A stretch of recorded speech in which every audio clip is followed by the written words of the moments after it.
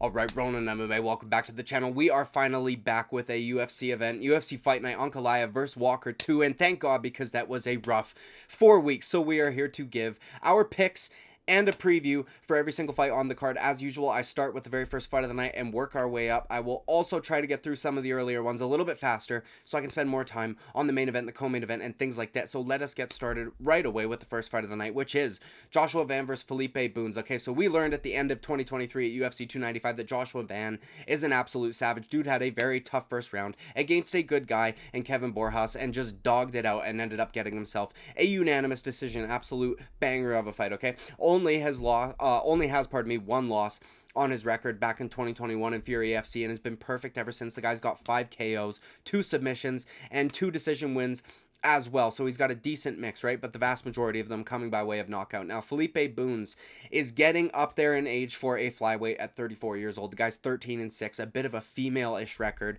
if you ask me right there, okay? Making his UFC debut to boot, which is crazy because it's not like he was on some massive streak outside of the UFC. Not really sure why they've signed this guy at all, especially at almost 35 years old, or at the very least, he'll be 35 at some point this year. I mean, honestly, the guy's 3-4 in his last 7, right? Most of his wins are by submission, so maybe he could latch one up considering Van's only loss is by way of submission, but maybe he could kind of big brother him with some sort of experience or whatever, but I'm not really understanding this sign here.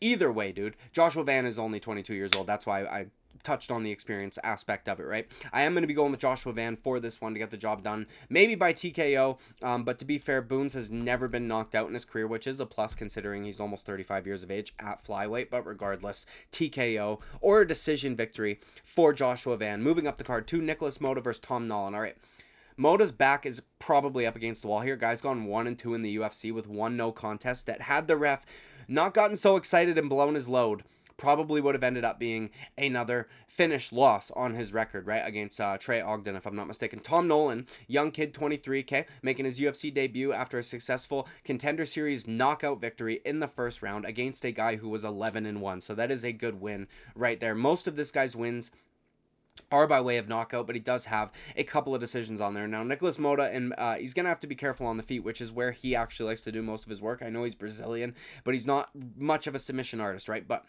while he has 9 KOs, he's also lost by knockout 4 times, right? He got knocked out by Jim Miller, and fairly recently. So, with that being said, okay, I don't know how confident I am in this dude's chin, and I'm going to go with the newcomer here in Tom Nolan to get himself a knockout in this one. Moving up the card, 2.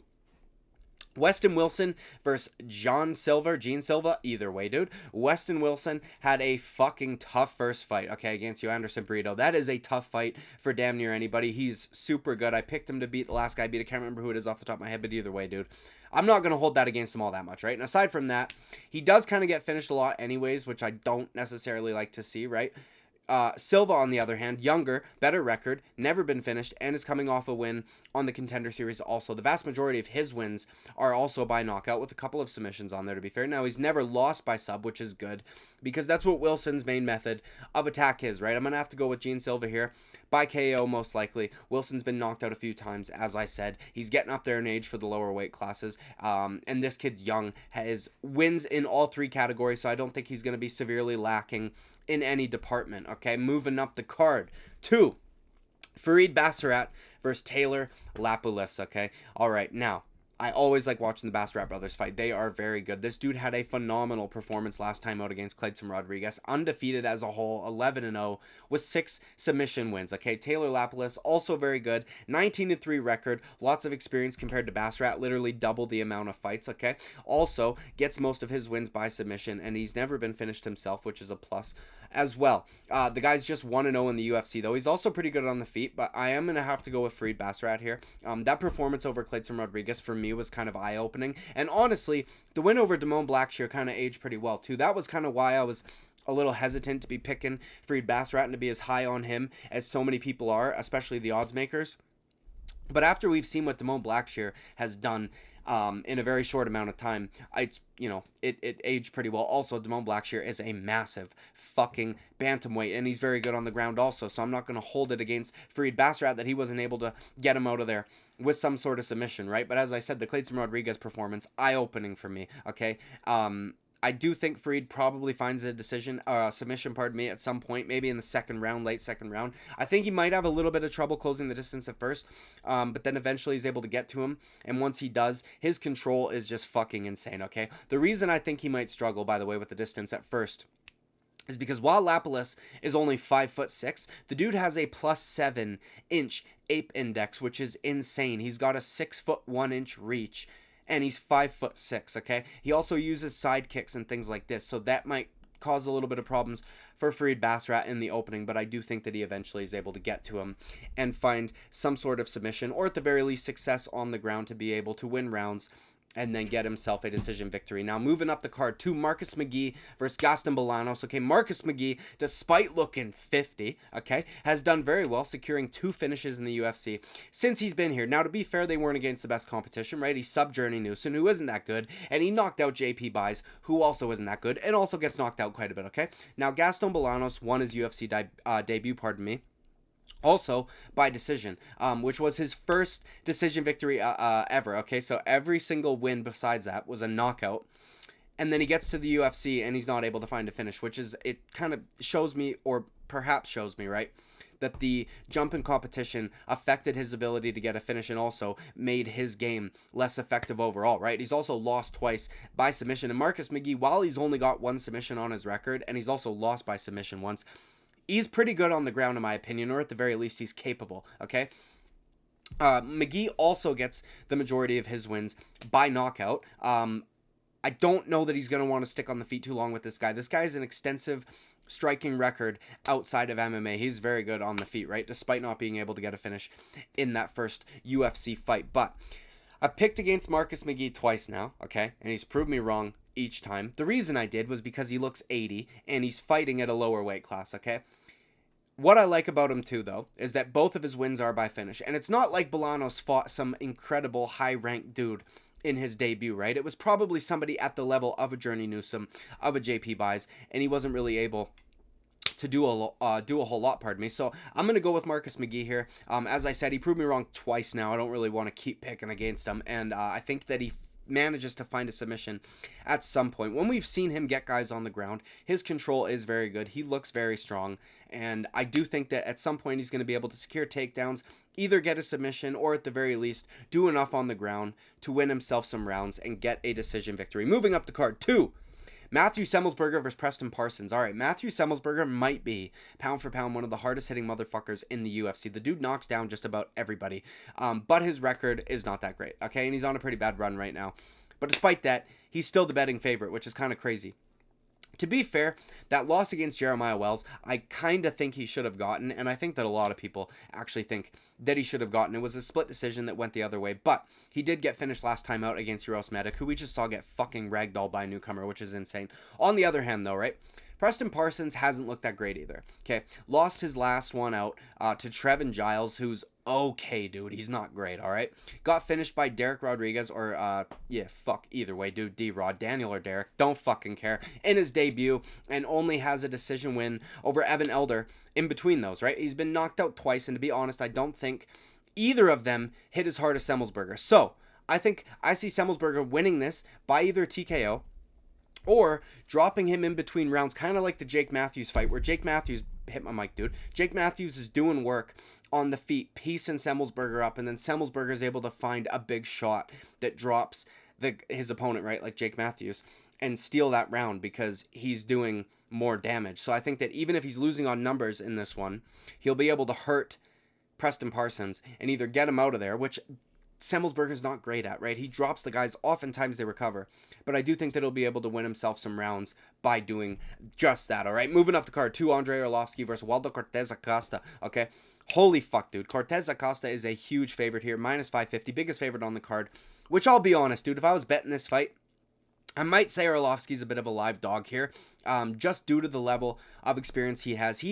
I can't believe the dude's still kicking it. He's going to be 45 this year. He is active than all of the heavyweights at the top of the division, more active than Stipe, more active than John, more active than all these guys. The guy's a stud, okay? With that being said, I am going to be going with Waldo Cortes Acosta, okay? Just because Arlovsky is way up there in age. As I said, he's going to be 45 this year, and he's been finished quite a few times by knockout, right? It's weird, man. Sometimes we question Arlovsky's chin, And then he goes out there, he gets cracked with some good shots, looks perfectly fucking fine, ends up getting himself a decision victory or something. And then other times, his chin looks like shit and he gets touched and he goes down. Do you know what I mean? So the reason I'd consider...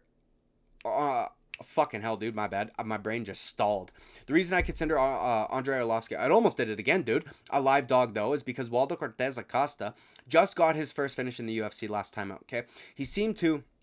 despite his hands being very good, because he did come from a pro boxing background, he wasn't able to get finishes over guys, right? He also kind of got exposed to leg kicks against Marcos Rogerio de Lima, which, you know, to be honest, Arlovsky's not a huge leg kicker. I would imagine he's going to be on his bike the vast majority of the time. He's going to be laterally moving all around the cage, trying to stick and move, stay away from the pocket with Waldo Cortes Acosta. But I also think he's going to try and throw some leg kicks because of the success we saw Marcos Rogerio de Lima have with them, and I do think that he ends up getting countered over the top because we've seen that happen to Arlovsky a couple of times, not necessarily off of a leg kick, but he can get countered. And Waldo Cortes Acosta, pro boxer, I think is going to be able to find that shot, okay? He's been finished in his last 4 losses, which is not great, right? 2 knockouts and 2 submissions. If he was a bit more of a submission threat, I might pick him just because Waldo Cortes Acosta doesn't have much of a ground game, right? But if you look at all of Arlovsky's pro fights, 56 of them, he only has 3 submission wins. And he's lost by sub that many times also. So it's not even like he's got a positive record there when it comes to submission victories. So that being said, I'm going to go with Waldo Cortes Acosta. I do think he'll get a TKO over Andrei Arlovsky here, who, as I said earlier, might be the most active heavyweight at 44 years of fucking age. Absolutely amazing. And I don't like watching him get knocked out, but it is what it is. That dude deserves all of our respect. Moving up the card, 2. Phil Hawes versus Bruno Ferreira. Phil Hawes ain't got no chin, dude. And Bruno Ferreira is a fucking savage. Okay, this is an easy one for me. I don't know what the odds are, but this is an easy one for me. Now, Bruno did get knocked out last time against a guy with a crazy amount of experience for only 30 years old. Like, that guy's got fucking 40 some odd pro fights and he's 30 years old. Dude's very good regardless, okay? And it was the first time he'd ever been knocked out, so I'm not going to hold it against him all that much. That being said, I'm picking Bruno Ferreira. As I said earlier, I cannot trust Phil Hawes' chin. Anyone else that hits that hard, dude, he's got a female's... I can't trust Phil Hawes against anybody that hits hard, is what I was trying to say, okay? My brain fucked up again. He's got a female's record, right? And in his last 3 losses, he's been knocked out in all of them, okay? So, fuck that. Bruno Ferreira, by way of knockout, and probably, to be honest, in the first round, dude. All right? To fucking boot. Moving up the card. Ricky Simon versus Mario Bautista. All right, Ricky Simon coming off of a pretty brutal loss against Song Yadong, and Mario Bautista coming off of kind of a gifted decision, in my opinion at least, against Damon Blackshear. But before that, both of these guys were on a tear, right? I was honestly kind of torn on who I was going to pick here. Before the decision win over Blackshear, Mario was on a 3-fight finish streak, pardon me, and I believe he was on a 4-fight win streak overall, and against pretty good competition to boot, okay? But before Ricky Simon's lost to Song Yadong, he was also on a fucking tear, 4-fight win streak, 3 of his last 4 being finishes as well, right? And against similar level competition. I think they both fought Brian Kelleher at some point in there. As I said, I was a little torn, right? But here's my problem. Mario Bautista is very good on the ground, in my opinion. Ricky Simon usually wants to get his opponents to the ground. I don't know how much success he'll have, even if he manages to get Mario down. And also, Song Yadong kind of exposed Ricky Simon's entries. He did not look great, and he is not good on the feet. I would pick Mario Bautista to do better on the feet in this matchup.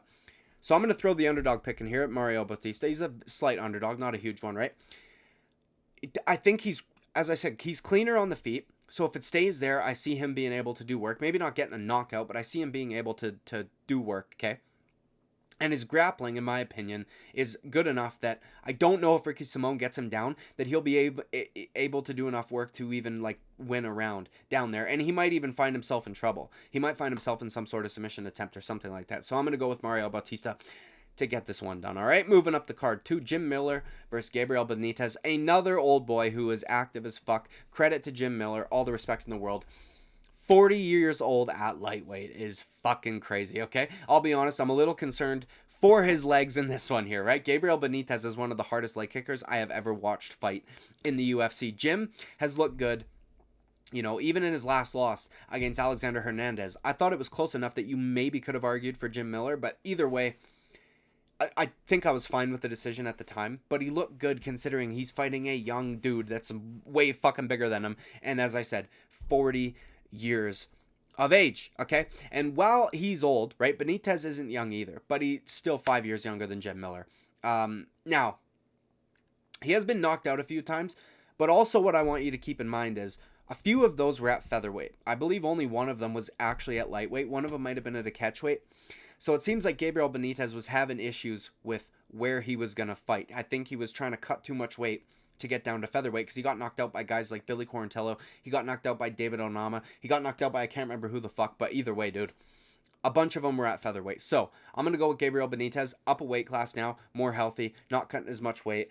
Maybe not a leg kick TKO, but I do believe that the leg kicks are going to start it off for him and give Gabriel Benitez a lot of success against Jim Miller. And I think that Jim Miller's legs will be fucked by the end of this fight. So I'm going to go with Gabriel Benitez to get a TKO victory over Jim Miller here. All right, moving up the card to Matheus Nicolau versus Manel Kape. Manel Kape, all right, one of, if not the most base fighter on the fucking roster. This is actually a rematch, okay? Matheus Nicolau ended up winning the first meeting by split decision. That might have been Manel Kape's UFC debut. He might have had one before that, but I don't think so, right? Because he fought Matheus Nicolau, and then he fought Pantoja in his first two fights, if I'm not mistaken. Fucking crazy, okay? And to be honest, dude, I thought Manel Kape should have gotten the nod. I can see the light shining in. I do apologize for that, but either way. I thought Manel Kape should have gotten the nod. He was controlled in the first round, fair enough, but he outstruck Matheus Nicolau in the last two, and there were no takedowns in play. And actually, if you look at control time, which we'd be talking up against the cage here, Manel Kape had higher amount of control time in those last two rounds, so I'm not sure how they didn't get scored his way, but either way. I think Manel Kape gets this one done this time around, okay? I think he should have gotten the nod the first time, as I said, and I think he's improved since. The guy had a crazy strength of schedule when he first got to the UFC, right? They've both not been all that active as of recently, but Nicolau obviously coming off that KO loss against Brandon Royval, which happened quick, right? Wasn't able to sub Kape the first time around, even with roughly 3 minutes of control time in the first round. And I think that Manel Kape will be much more prepared for the takedown and for Matheus Nicolau's game plan. I think he's going to be well aware of that. I think he's going to stay away from that. And I don't know that Manel Kape gets a finish here. I know a lot of people like to shit on him for not getting a finish over Felipe dos Santos, who was making his debut, right? On short notice. This is what people forget to mention. Kai Kara-France fucking pulled out very short notice. They found this dude that was game as fucking all ghetto, and they had an absolute banger of a fight, complete and total war.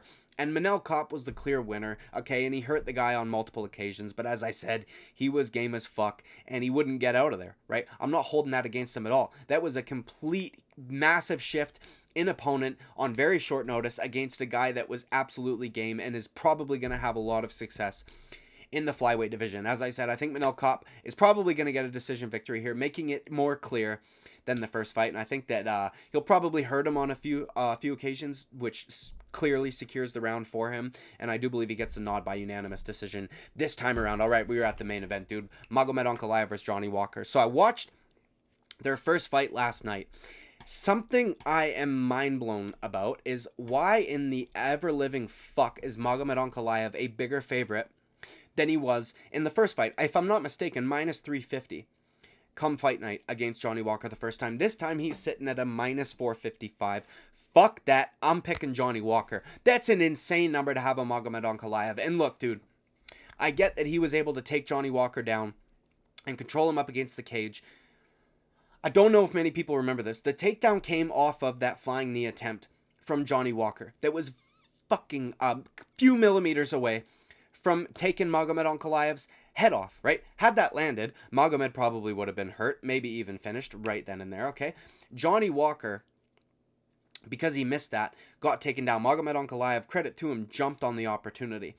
Before that happened, though, Johnny Walker was having a lot of success with inside leg kicks against Magomed Ankalaev, which got exposed against Jan Blachowicz entirely, right? He has almost little to none leg kick defense whatsoever. Johnny Walker was attacking those inside legs.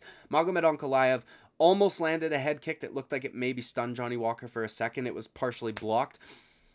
But Johnny Walker was having a lot of success also on the feet, right? And then Magomed Ankalaev threw that punch to the body. Johnny Walker faked it being hurt, which Magomed has fell for on a couple of occasions, like Ion Cutelaba, and he tried to go for that flying knee. I think he should stay clear of that unless he's going to set it up a little bit better. Don't fake getting hurt to do it, right? Because if it misses, you're fucked. I think he's going to stay a little bit more conservative, a little bit more technical, a little bit more safe with his game. I think he's going to continue to attack those legs, and I think he's going to have success on the feet. There was also a combination that he landed with the hands off of Magomed Ankalaev entry. It was beautiful. He clipped, I think it was a 3-punch combination. He landed, I think, twice, once to the body, once to the face. Very nice combo from Johnny Walker. The reason I'm picking Johnny Walker here is these odds, in my opinion, are out of their fucking mind, dude, okay? Because there was nothing in that fight, not a single thing, that, in my opinion, justifies Magomed Ankalaev being this big of a favorite.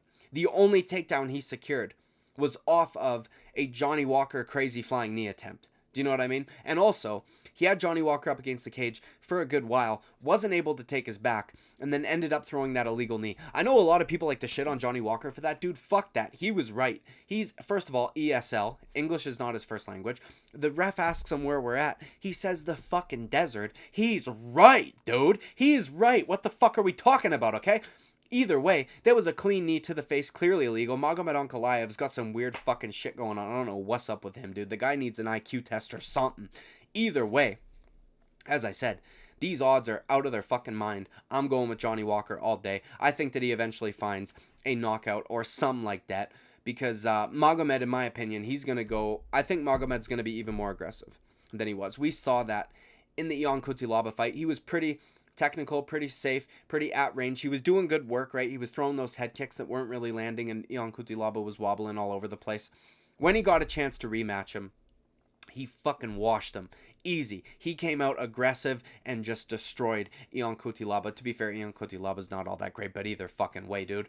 Johnny Walker, you know, they have a common opponent, right, in Anthony Smith. In my opinion, Johnny Walker did way better against Anthony Smith than Magomed Ankalaev did. Magomed Ankalaev won that fight due to an injury. And Anthony Smith had quite a bit of success, in that opening round. Johnny Walker completely fucking shut down Anthony Smith. And I know that MMA math doesn't work like that. I'm just saying, I think Johnny Walker, I think that he fucks himself sometimes because he's just wild and crazy and does crazy shit. With his body, his frame, if he was to stay technical, if he was to stay, like, conservative with his attack and not, you know, give his opponents opportunities to take him down the way that he did against Magomed in the first meeting, I think he'd be a force for against anybody. I think he'd be problems for anybody. Either fucking way, dude. That's it for this one. Thank God UFC's back, as I fucking said. Like and subscribe. I would greatly appreciate it. I will see you at the next video. Bye-bye.